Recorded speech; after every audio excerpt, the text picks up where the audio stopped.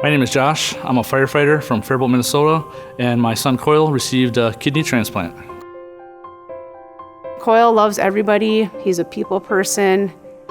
Bring him anywhere and people notice him for his infectious smile and just the kind of person he is.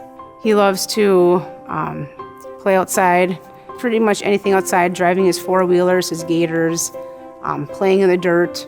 He's a boy's boy for sure. When we found out Coyle had something going on with his kidneys was actually the week 19 ultrasound. Our doctor said his kidneys looked just a little enlarged and he wanted us to go to the Mayo Clinic to get a second opinion.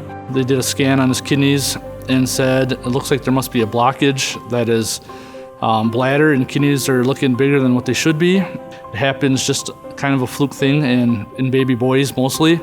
So they kept an eye on that and then were able to make it to 3 weeks before the due date.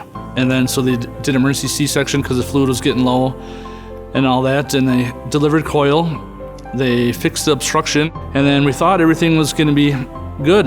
We didn't know until he was a few months old that he would need a kidney transplant. And that was kind of a shock to us.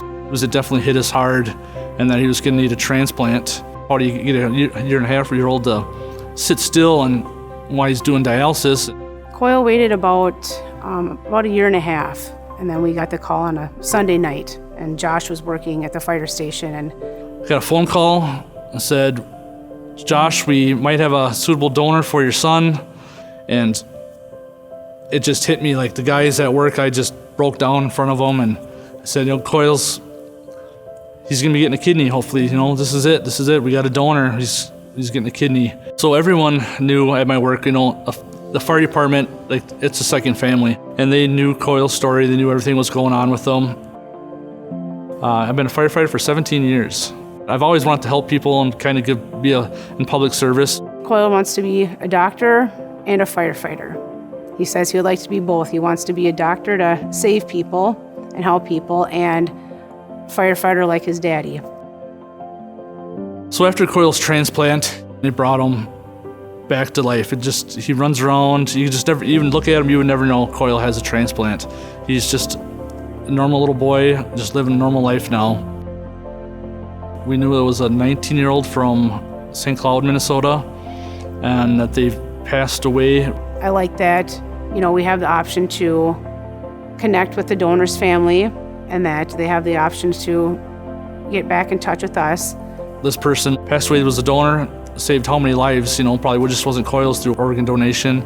We became donors because of it. Before the experience with Coyle, I really did not know much about organ donation. I don't believe anyone, in my family was organ donors.